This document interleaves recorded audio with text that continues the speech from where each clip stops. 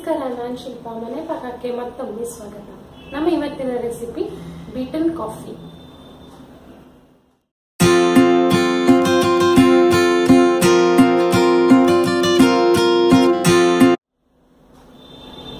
Beaten coffee ಅಂದ್ರೆ Indian cappuccino ಅಂತಾನೂ ಹೇಳ್ತಾರೆ.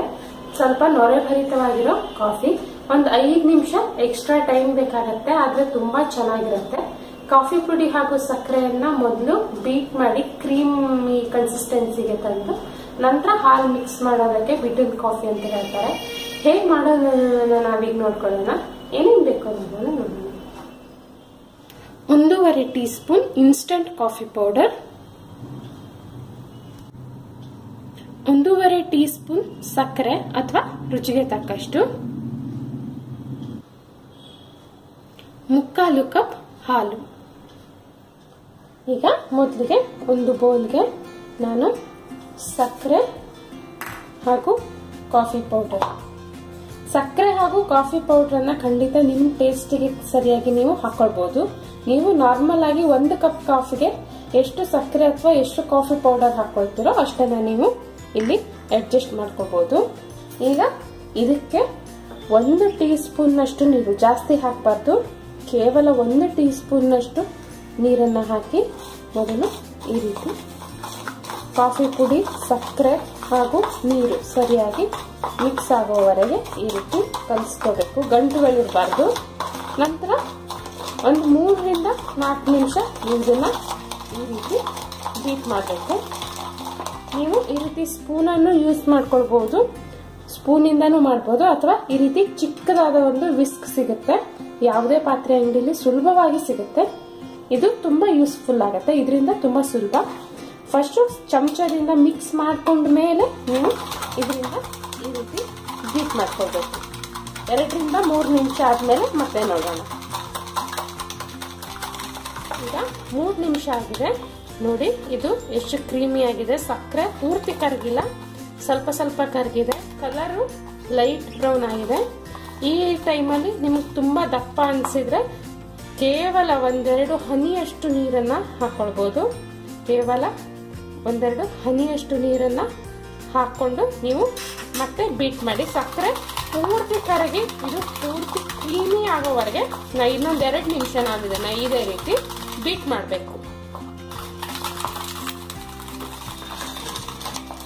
ಈಗ ಇನ್ನೂ 3 ನಿಮಿಷ ಆಗಿದೆ. ಸಕ್ಕರೆ ಪೂರ್ತಿಯಾಗಿ ಕರಗಿ ಇದು ಚೆನ್ನಾಗಿ ಕ್ರೀಮಿ ಆಗಿದೆ, ಲೈಟ್ ಆಗಿದೆ ನೋಡಿ. ಹಿಂಗೆ ಹಿಡಿದ್ರೆ ಹೀಗೆ ನಿಲ್ಲುತ್ತೆ. ಈಗ ಇದನ್ನ 1-2 ನಿಮಿಷ ನಾವು ಬದಿಗಿಟ್ಕೊಳ್ಳೋಣ. ಈಗ ನೆಕ್ಸ್ಟ್ ಒಂದು ಪಾತ್ರೆಯಲ್ಲಿ ನಾನು ಹಾಲನ್ನ ಕಾಯೋದಕ್ಕೆ ಇಟ್ಕೊಳ್ತೀನಿ. ಕೆನೆ ತೆಗೆದೇ ಇರೋ ದಪ್ಪ ಹಾಲಾದ್ರೆ ತುಂಬಾ ಒಳ್ಳೇದು, ತುಂಬಾ ಚೆನ್ನಾಗಿರುತ್ತೆ. ಅಥವಾ ನೀವು ಯಾವುದೇ ಹಾಲನ್ನು ಸಹಿತ ಮನೇಲಿ ಇಟ್ಟಿದ್ದ ಹಾಲನ್ನ ಉಪಯೋಗಿಸ್ಕೊಳ್ಬಹುದು. ಈಗ ಹಾಲು ಕಾಯುವಷ್ಟರವರೆಗೆ ನಾವು ಹಾಲನ್ನ ಈ ರೀತಿ ಬೀಟ್ ಮಾಡಿದ್ರೆ ನೊರೆ ಉಕ್ಕಿ ಬರುತ್ತೆ, ತುಂಬಾ ಚೆನ್ನಾಗಾಗತ್ತೆ. ಹಾಲನ್ನ ಬಿಸಿ ಮಾಡಕ್ಕೆ ಇಟ್ಕೊಂಡಿರೋವಾಗ್ಲೇನೆ ಈ ರೀತಿ ಈ ವಿಸ್ಕಿಂದ ಅಥವಾ ಸ್ಪೂನ್ ಇಂದ ಯಾವ್ದ್ರಿಂದ ಆದ್ರೂ ನೀವು ಈ ರೀತಿ ಮಿಕ್ಸ್ ಮಾಡ್ತಾ ಇರ್ಬೇಕು.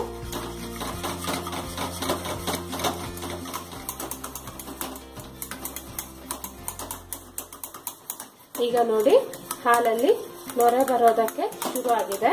ಹಾಲು ಕುದಿ ಬಂದು ಉಕ್ಕಿ ಬರೋವರೆಗೆ ನೀವು ಈ ರೀತಿ ಮಿಕ್ಸ್ ಮಾಡ್ತಾ ಇರಬೇಕು. ಹಾಲಲ್ಲಿ ಪೂರ್ತಿ ನೊರೆ ಬರಿಸ್ಬೇಕು. ಈಗ ನೋಡಿ, ಹಾಲಲ್ಲಿ ಪೂರ್ತಿ ನೊರೆ ಬಂದು ಹಾಲು ಉಕ್ಕಿ ಬಂದಿದೆ.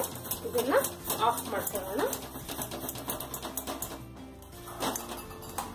ಈಗ ಒಂದು ಸರ್ವಿಂಗ್ ಕಪ್ಗೆ ಮೊದಲಿಗೆ 1 ಸ್ಪೂನ್, ಪೂರ್ತಿ ಸ್ಪೂನ್ ನಷ್ಟು ಈ ಮಿಕ್ಸ್ಚರ್ ಅನ್ನ ಹಾಕೋಣ. ಈಗ ಇದಕ್ಕೆ ನಿಧಾನಕ್ಕೆ ಅರ್ಧದಷ್ಟು ಬಿಸಿ ಹಾಲನ್ನ ಈ ರೀತಿ ಮೇಲಿಂದ ಹಾಕೊಳ್ಳೋಣ. ಇದನ್ನ ನಿಧಾನಕ್ಕೆ ಸ್ವಲ್ಪ ಮಿಕ್ಸ್ ಮಾಡ್ಕೊಳ್ಳಿ. ಈ ರೀತಿ ಮಿಕ್ಸ್ ಮಾಡ್ಕೊಳ್ಳಿ. ಈಗ ನೆಕ್ಸ್ಟ್ ಉಳಿದಿದ್ದ ಮಿಕ್ಸ್ಚರ್ ಅನ್ನು ನಾವು ಈ ಮಧ್ಯದಲ್ಲಿ ಹಾಕೊಳ್ಳೋಣ.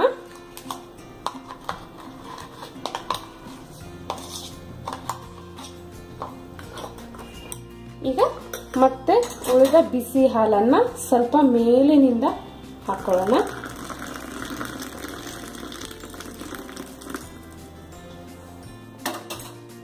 ನಿಧಾನಕ್ಕೆ ಇದನ್ನ ಈ ರೀತಿ ಮಿಕ್ಸ್ ಮಾಡ್ಕೊಳ್ಳಿ.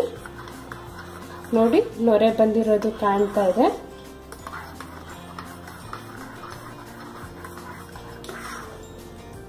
ಈಗ ನಮ್ಮ ಬೀಟನ್ ಕಾಫಿ ರೆಡಿ ಆಗಿದೆ. ಇದನ್ನ ನೀವು ಹೀಗೇನು ಸರ್ವ್ ಮಾಡಬಹುದು. ಈ ಸ್ಪೂನ್ ಅನ್ನ ಹೀಗೆ ಇಡಿ, ಮಧ್ಯ ಮಧ್ಯ ಸ್ಟರ್ ಮಾಡಿಕೊಂಡು ಕುಡಿದ್ರೆ ನೊರೆ ಯಾವಾಗ್ಲೂ ಕೊನೆವರೆಗೂ ಇರುತ್ತೆ.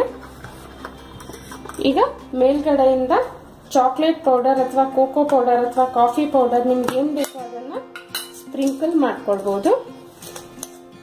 ಸ್ವಲ್ಪ ಕಾಫಿ ಪೌಡರ್ ಅಥವಾ ಕೋಕೋ ಪೌಡರ್, ನಾನು ಕೋಕೋ ಪೌಡರ್ ಅನ್ನ ಸ್ಪ್ರಿಂಕಲ್ ಮಾಡಿದ್ದೀನಿ, ಅಥವಾ ಚಾಕ್ಲೇಟ್ ಸಿರಪ್ ಅನ್ನು ಮೇಲ್ಗಡೆಯಿಂದ ನೀವು ಸ್ಪ್ರಿಂಕಲ್ ಮಾಡ್ಕೋಬಹುದು.